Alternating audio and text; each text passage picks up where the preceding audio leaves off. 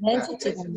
सच्चिदानंद। मैं ये पूछना चाह रही थी स्वामी जी कि एक इंद्रिय, बेइंद्रिय, तेंद्रिय, चौरिंद्रिय ऐसा आदमी डेवलप करते करते मनुष्य बनता है। मतलब पहले एक इंद्रिय का विकास करता है, पहले इंद्रियों का विकास करता है, फिर बुद्धि मिलती है।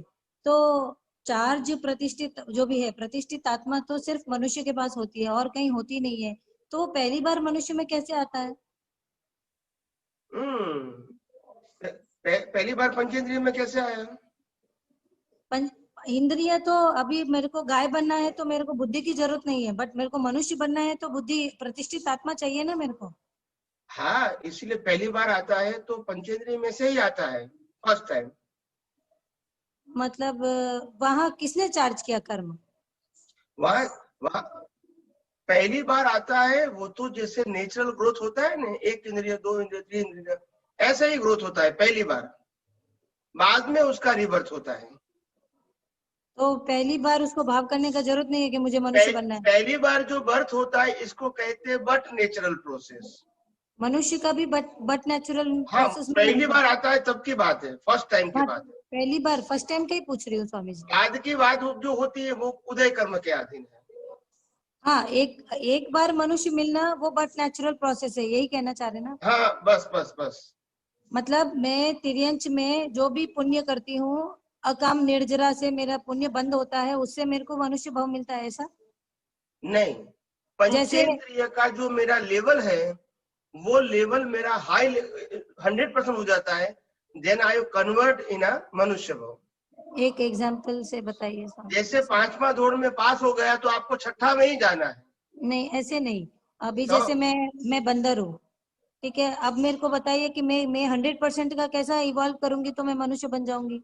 हाँ, मैं बंदर हूँ, मगर बंदर के अंदर जो मेरा विकास हो गया है, कौन सा विकास हो गया है मेरा?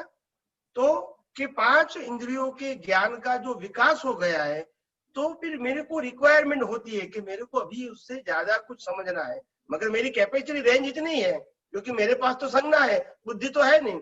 मगर संज्ञा में टॉप लेवल पे पहुंच गया तो बाद में नेक्स्ट बर्थ में आपको संज्ञा प्लस बुद्धि मिलती है, एक लेवल पास हो गया। इसीलिए वैसे एक इंद्रिय में 2 इंद्रिय ऐसे ही आता है ना, एक लेवल पास हो गया तो 2 इंद्रिय में आया, 2 इंद्रिय में पास हो गया 3 इंद्रिय में आया।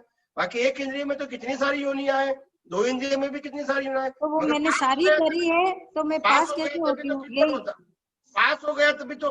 एक इंद्रिय, 2 इंद्रिय, 3 इंद्रिय, इसमें कितनी योनियां, कितना जीव है, कितने प्रकार का जीव है? 7 लाख है। 7 लाख तो ठीक है, तो 7 लाख में घूमना जरूरी है? यही मैं पूछना चाह रही थी, आप डेवलपमेंट बिल्कुल किसको जरूरी बोल नहीं रहे है, हैं? तो बिल्कुल फिर जरूरी नहीं है। मगर आप मैच्योर पास। हो गए तो बाद में 2 में कन्वर्ट हो गए, मैच्योरिटी ये आपकी इंडिविजुअल बात है। और 7 लाख है वो प्रकार है, कुदरत का प्रकार है। तो 7 स्वामी लाख जी, में घूमना, देखो मेच्योरिटी तो देखो जैसे 7 लाख बताया, ऐसे मनुष्य के अंदर तो 14 लाख लहर बताए, तो क्या 14 लाख में घूमना जरूरी है? नहीं है, ये ज्ञान दर्शन की बात है।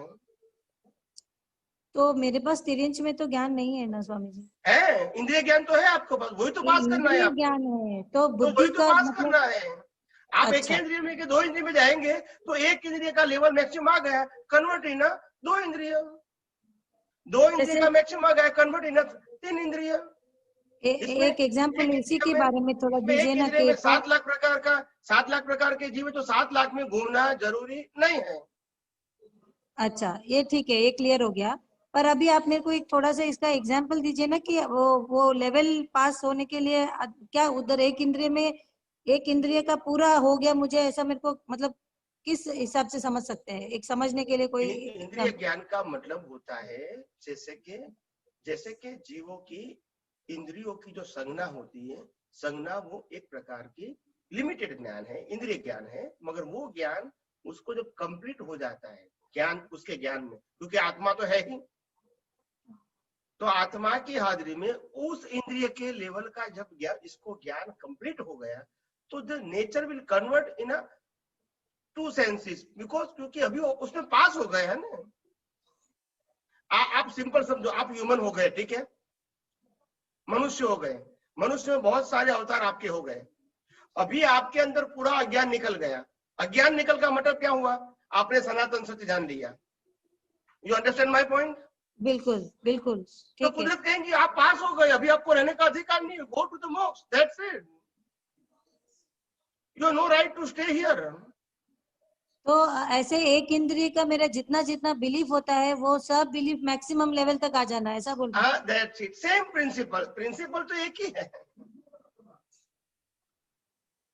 अब एक इंद्रिय के पास क्या बिलीफ हो सकता है? अब में टच, एक टच सेंस है उसके पास, वो तो तो क्या बहुत सारा। स्पर्श इंद्रिय, वो भी तो ज्ञान है ना, स्पर्श इंद्रिय, वन सेंस का भी तो ज्ञान है ना। हाँ है तो उसमें ठीक से है। भी 1% से लेके 100% तक उसकी स्ट्रेंथ होती है, वन डिग्रीज। सेंस में भी।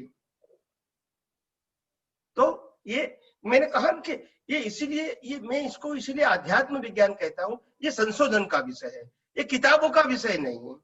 बिल्कुल बिल्कुल। और किताबों में जाओगे तो इतने उलझ जाओ, क्योंकि किताब गलत नहीं होती है, किताब जिस काल में लिखी गई, उनके पास जो ज्ञान दर्शन था उसके मुताबिक उन्होंने लिखी है। अभी ये अवतार में हमारे पास जो ज्ञान दर्शन है वो अलग प्रकार का है, तो वो बातें हमको सेट नहीं होती है, गलत नहीं लगती है मगर समझ में नहीं आती है।